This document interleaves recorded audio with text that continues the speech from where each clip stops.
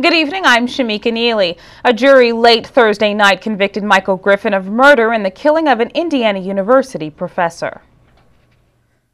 Michael Griffin admitted to killing Don Belton. The question jurors had to answer was whether it was murder or voluntary manslaughter. It took the jury more than 12 hours to render a verdict of murder. One of Belton's friends spoke on his behalf, saying that after several hours she grew concerned about the verdict. Yes, I was very nervous. The first couple hours I thought, okay, they're being thorough. Then I got very, very nervous, and I thought, is it possible that they think that this was justifiable in any way, shape, or form? And then I began to get really scared. But the jury ultimately sided with the prosecution.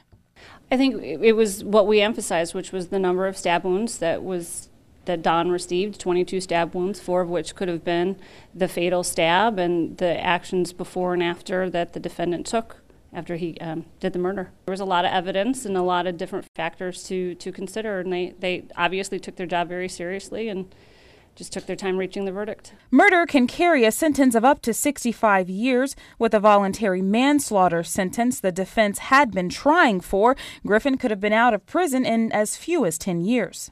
Obviously, this isn't a happy occasion for anyone, so it's a tragedy. It's a tragedy for both the victim, his family and friends, as well as for the defendant's family. But obviously, this is a very serious crime, and the consequences are very serious, and that was borne out. Miller says she wants Belton's legacy to be a positive one, though his time was cut short. It's really important that Don Belton not be remembered as the gay African-American guy who got murdered. That's not Don's legacy. Don is an incredible role model to all people. Judge Teresa Harper will sentence Griffin on May 17th.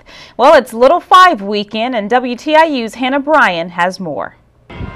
Indiana University's Little 500 race is a time for students to kick back and enjoy the traditions that have put Bloomington on the map. But Bloomington Police Lieutenant Bill Parker says it's also a time when many students make poor decisions. As we know, sometimes when people are using alcohol or drugs, they may not make the best judgment. And unfortunately, that can lead to people being victimized, and that to us is one of the worst things that happens. With the influx of people coming to the Little 500 race here at Bill Armstrong Stadium this weekend, there is also increased attention to activity around the city.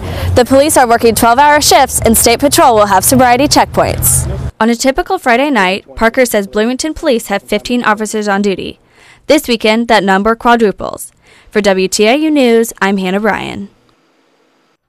And to look at your weather tonight, an 80% chance of thunderstorms and rain showers, lows in the upper 40s.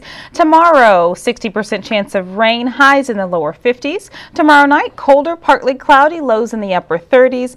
And looking to your 5-day forecast, on Sunday, mostly sunny until about midday, and then it becomes cloudy with a 20% chance of rain, highs in the lower 60s, lows in the mid 40s. Monday, partly cloudy with a 40% chance of thunderstorms at night, highs in the upper 60s, lows in the lower 50s. And on Tuesday, mostly cloudy with a 50% chance of rain, highs in the lower 70s, lows in the mid 50s. Wednesday, mostly cloudy with a 50% chance of rain, highs in the upper 60s, lows in the lower 50s. Thursday, partly cloudy, highs in the upper 60s, lows in the mid 50s. And for more on these stories and other local news, please visit our website at indianapublicmedia.org.